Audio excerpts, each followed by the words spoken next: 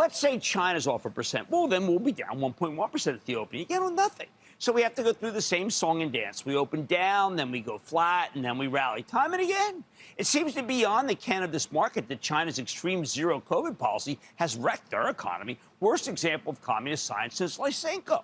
China also has terrible droughts that are causing havoc with all sorts of shipping. They have tanks in front of banks to prevent looting. They're blowing up brand new unfinished buildings because there's not enough demand. Maybe they'll use the newly vacant lots for brand new unfinished buildings in order to subsidize people and keep the economy on life support. Oh, and these buildings, they don't even know how to implode a building right. Check your Twitter feed. They go down all over the place. Sometimes they look like dominoes crashing. Sometimes people are running all over the place to avoid being blown up by the buildings.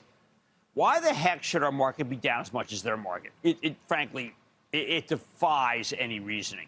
This goes on every day. Sometimes Amsterdam is down 0.5% because natural gas now costs $70 per some unit when it costs $9 here. They sneeze at 70, we get pneumonia at 9.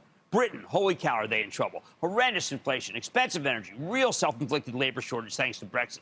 Their market can be down 0.9%, worse in the world, and then we clock in down 1% because of them. Again, we struggled off by 11. Why does this happen? I can give you two reasons. One is that we're so depressed and down on ourselves that we can't possibly believe that we're in better shape than the worst acting market.